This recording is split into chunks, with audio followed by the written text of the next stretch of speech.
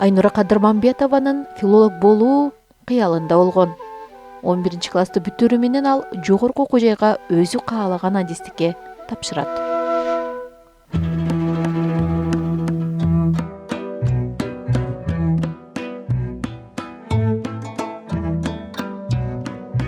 Ошондо мен 84-жылы окууну бүткөм. Ал убакта филологиялык факультет деген ушул Бишкек, ал убакта Фрунзе болчу мамлекеттик университетте, анан кийин Ошто гана бар болчу. Ал убакта бир орунга 10 кишиге чейин, 10-12 ушундай көп киши тапшырчу да. Мисалы үчүн 75 киши ала турган болсо, 750-800 киши тапшырчу да. Анда окууга өтүш абдан кыйыныраак болчу. Эмне үчүн мен филолог болгум келди? Мен мурда медик болгум келчү. Анан ошо 8-9 класстан баштап Айтматовдун чыгармаларын көбүрөөк окуй баштадым. Анан Айтматовдун чыгармалары мени аябай өзүнө тартып кетти. Мен ошо Айтматовдун чыгармаларын анда илимий кызматкер деген кандай болот деген түшүнүм жок болчу. Мен Нарындын бир Кочкор районунун төпкү бир тоонун түбүндөгү айылданбыз. Анан менин билгеним эле ушул окуучуларга Айтматовдун чыгармаларын мындай кызыктуу кылып, жеткиликтүү кылып түшүндүрүү. Ушул мени аябай кызыктырды. Анан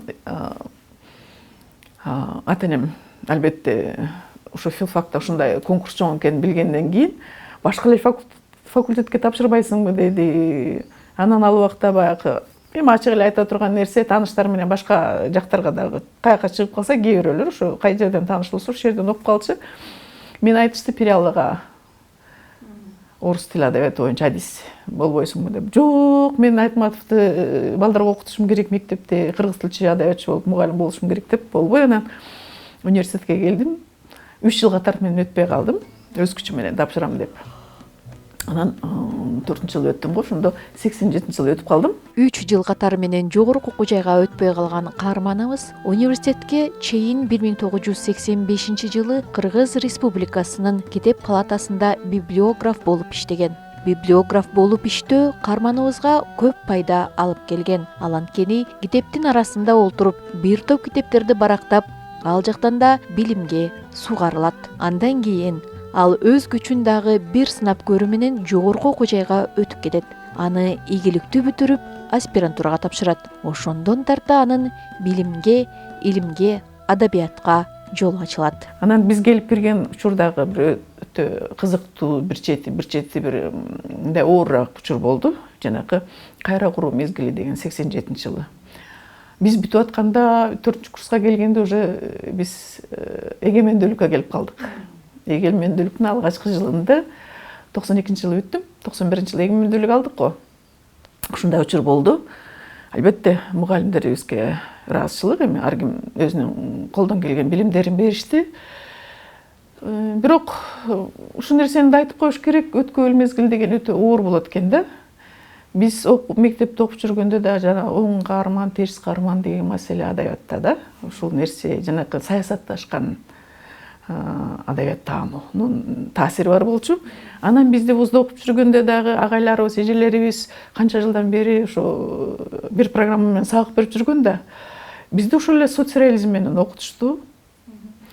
Ошо кайра куруу келип атканда, Москвада бир жаңача ойлонуу, башкача бир кыймылдар болуп атканда, жок, бизге ушул соцреализм деген бул эң мындай бир адабият таануудагы алдыңкы бир багыт катары түшүндүрмөлөр берип отурду. Анан биз деле көбүнчө кыргыз филологиясында мындай айылдан келген балдар көбүрөөк окуйт да. Мындай карапайымыраак, орус тилин менен көп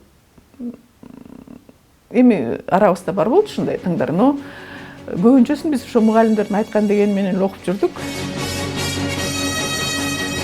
Ал иште начар кесип болбойт, начар адис болот деп өзү биротоло тандап алган кесибин андан ары улантып, изилдөөлөргө баш багып, актуалдуу теманын үстүндө кандидаттык ишин жаза баштайт. Окумуштуу кыргыз повесттериндеги подтекст проблемасы деген темага кайрылып, эң алгач улуу жазуучу Чыңгыз Айтматовдун, Жусупалиевдин, Байжиевдин жана башка бир топ жазуучулардын чыгармаларына токтолот. Подтекст проблемасы аябай татаал экен. Анан 2000 жылга чейин иштешке туура келди. 2000 жылдын башында жактадым. Ага чейин ушу көптөгөн адабияттарды окуп, илимий адабияттарды подтекст боюнча бизде эч кандай изилдөөлөр жок экен, бирок орустарда бар албетте. Ушу түшүнүүгө кененирээк түшүнүүгө аракет кылып, анан адабий фактылык материалдарды өздөштүрүш керек болду. Адаттык ишим боюнча айта турган болсом, мен подтекст проблемасы, подтекст дегенде эме текстеги көмүскө ой деп коебуз го да. Анан мындай караганда текст бул көркөм текст өзү негизи кайманалуулук, метафоралуулук ансыз деле болот да. Көркөм чыгарма деген ушундай, мындай мазмуну терең, анан жанагындай идеялык дагы көп кырлары болот да. Подтекст деген бул, эми кыскартып айта турган болсок, атайлап тексттин алдына көмүскө калтырылган ой да. Бир-эки мисал айта кетейин. Мисал үчүн Айтматовдун Ак кеме деген повести бар да. Бул 70-жылы жазылган. Ал убакта Айтматов жанагы ошол 60-70-жылдардан баштап совет адабиятында элет прозасы, деревенская проза деген келип чыккан. Ал деревенская проза деген бул айыл турмушун чагылдыруу эмес, негизги милдети. Албетте аны менен коштолор айыл турмушу чагылдырат, бирок андагы негизги нерсе бул элетте деген улуттун, элдин наркы, каада, салты көбүрөөк сакталат да. Өзүңөр билгендей, советтик учурда негизги нерсе эмне болгон? Советтик идеологияны алдыга жылдыруу, коммунизмди куруучуну тарбиялоо деген сыяктуу. Анан өндүрүштүк тема деген биринчи алдыңкы темалардан болгон, жана эмгек алдыңкыларын сүрөттөө, ошол аркылуу окурмандарга, жаштарга тарбия берүү да. Айтматов да, мисалы үчүн Ак кеме повестинде ушул момундун образы аркылуу жанагындай биз бугенин тукумунан тараганбыз, анан уруулаштар ошо эл ушул салтты карманыш керек, ата бабадан келаткан деп, анан жомокторду айтып баласын ошого тарбиялап атпайбы, небересин. Ошолорду айтуу менен катар, мисалы үчүн мектепти сүрөттөгөн жери бар да. Анын башында мындай деп сүрөттөлөт. Жана бала дүрбүнө карап отурбайбы? Дүрбү менен атасына берилген дүрбүнү алып анан карап атат. Ошондо айтат да, айылдын баш жагында дейт, шифер менен жабылган ак сарай турат дейт. Анда асыл тукум торпок багылат дейт. Анан дүрбүсүн жылдырып, анан ылдый карай баштайт да. Дейт, сайдын төмөн жагын карай баштайт. Ошондо мектеп турат дейт да. Анан мектепти сүрөттөйт, мисалы үчүн терезелери сынган, ал сынган терезеге кесип чаптап койгон, эшиктери кажып калган, жалгыз муру кыйшайган, ушундай мектеп. Анан экөөнү мындай контраст салыштырып көргүлө, материалдык байлык, анан дагы алардын турган жери дагы өзүнчө бир маани берет да. Айылдын баш жагында сарай, анан эң төмөн жагында жанагындай жалгыз муру кыйшайган, эшиктери кажып калган, терезеси сынган, ага кесип чаптап койгон терезе мектеп. Муну мен эмнени айтып атат? Биз албетте мектепке ал убакта деле жакшы көңүл бурулган, бирок жетиштүүгө деңгээлде көңүл бурулбай аткандыгын, көбүнчө материалдык байлык биринчи орунга чыгып кетип аткандыгын. Анан ошол жерде ачык айтканда жери бар, мисалы үчүн Ороскул жана бала окуган мектептеги мугалимди теңине албай атпайбы? Бир кийген пальтосу үстүнөн 5 жыл бою түшпөгөн деп, ошол сыяктуу учурлар болгонун айтат да. Карманыбыз дагы калемен курчутуп, бир топ жазуучулардын чыгармаларынын үстүндө иштеп, ар бир подтекстти талдап, изилдеп чыгат. Подтекст это глубина текста деп орус адабиятчылары баса белгилегендей, подтекст чыгармага көркөм ыкма катары пайдалануу менен окурманга психологиялык эффект берет. Деги эле подтекст деген терминге токтоло кетсек, подтекст адабий өнүгүүнүн эң кийинки баскычында өөрчүгөн реализмге, тереңдетилген психологизмге мүнөздүү келип чыккан көркөм ыкма. Жусубалиевдин чыгармачылыгын карадым. Жусубалиевдин жана күн автопортретин тартып бүтөлек деген повестинде сокур Азиз кемпир менен небереси экөө чүңкүлдөшүп эле өзүнүн оокатын кылып атат да. Анан ошол учурда бир топ жерге баргандан кийин ошол айылда бир жинди бар экени айтылат да. Анан ал жиндиге чоң энеси дайыма баласынан, небересинен тамак жеткиртет да. Анан бирок небереси баргысы келбей, ошол өз атын билбеген жиндиге эмне деп кежирленип алып барат да. Анан ошол тамакты көтөрүп кеткенден кийин кемпир "О Кудай, ата баланы мындай кыла көрбө" деп мындай айткан жери бар, мисалы үчүн ушинтип. То есть чыгарманын акырына чейин окурман билбейт да, что бул адам жинди ошол кичинекей баланын атасы экен деген. Аябай бир психологиялык бир кылдаттык менен берилген учур бар да. Шекшип жүрүп отурасың чыгарманын аягына чейин окуганда. Ай ушул атасы окшойт депчи. Бирок далил жок да. Анан бала менен кошо жана сүрөттө көргөндөн кийин, чын эле атасы турбайбы деп.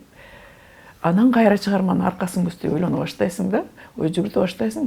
Бул жеринде бул ушундай белги берилген экен деп отуруп анан ушундай маселелер айтылат да.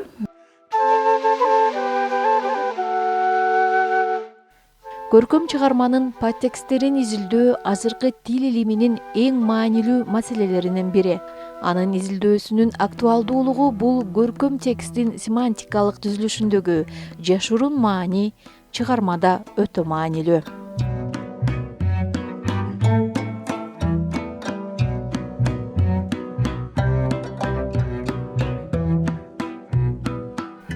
Окумуштуу кыргыз повесттериндеги подтекст проблемасы, адабий кырдаал жана көркөмдүк жаңылануулар, кыргыз прозасындагы салттуу жана жаңычыл көркөм парадигмалар аттуу илимий монографиялардын автору. Кыргыз адабиятынын тарыхы багытындагы Кыргыз адабиятынын тарыхынын Кыргыз энциклопедиясы, Чыңгыз Айтматов, Алыкул, Токтогул, Сагынбай, Саякбай энциклопедияларынын түзүлүшүнө катышкан. Анын илимий эмгектери республиканын аймактарындагы жогорку окуу жайларда окуу китеби катары окулуп келүүдө. Мындан сырткары Кыргызстанда жана чет өлкөлөрдө жарык көргөн илимий жыйнактарда жана мезгилдүү басылмаларда 100дөн ашык илимий макалалары жарык көргөн. Андан сырткары бизде ошол институтта азыркы убакта Чыңгыз Айтматов атындагы тил жана адабият институты деп аталат. Бул аталыш 2008 Айтматов кайтыш болгондон кийин берилди институтка, ага чейин жөн эле тил адабият институты деп аталчу.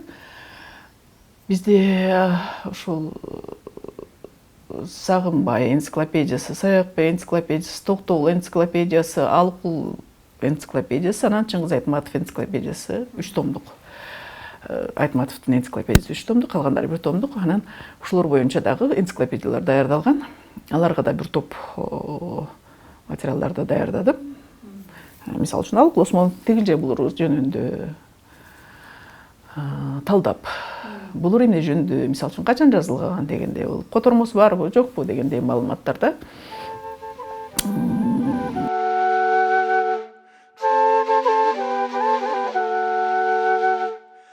Айнура Кадырмамбетованын жазган эмгектерин интернет айдыңында дагы тапса болот. Анан азыр интернетте көп материалдарды ачып карап калабыз го. Анан интернетте эле асмандан албайт, ошол эле биздин илим постордун жазган эмгектерин алат.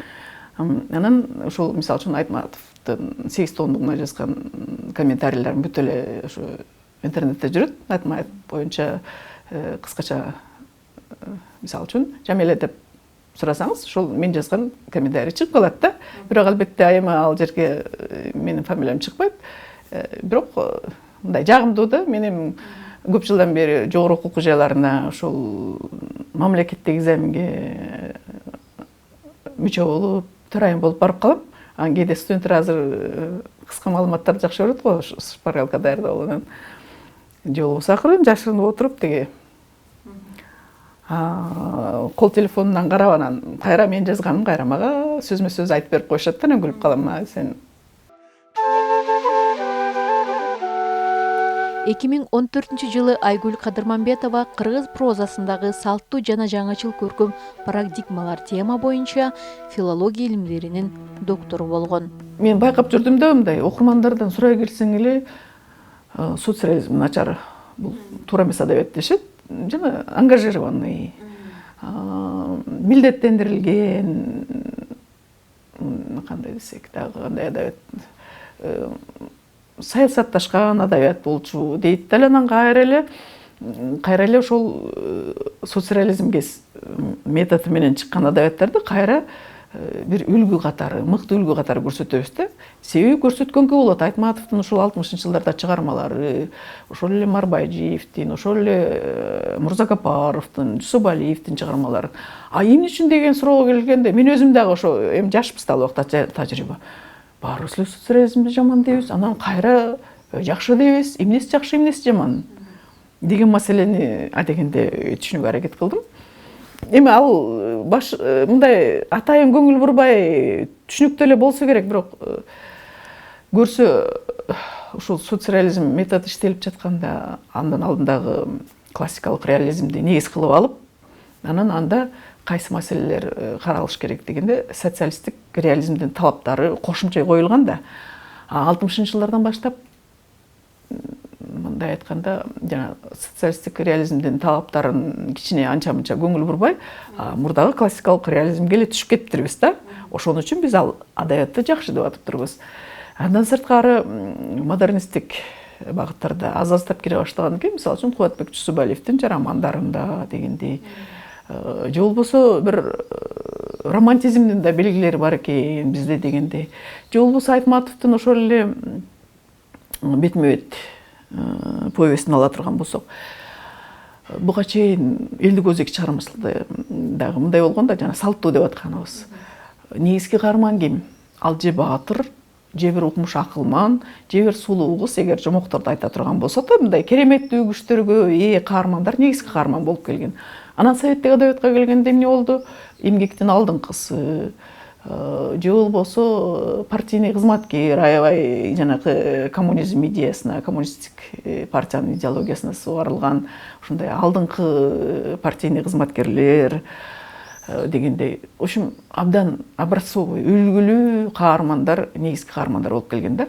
А вот Айтматов келгенде биринчи эле повести бетме-бетте башка каарман дезертир.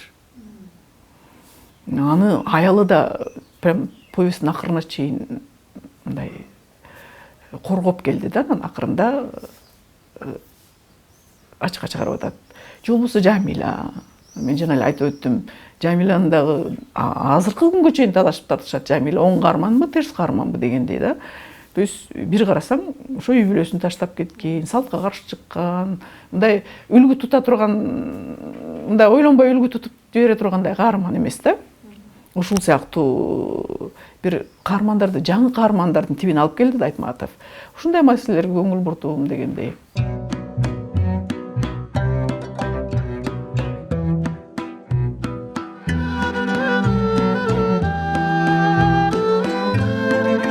Кыргыз Республикасынын илимине эмгек сиңирген ишмер Кадырмамбетова илимий кадрларды даярдоо багытында да үзүрлүү эмгектенип келе жатат.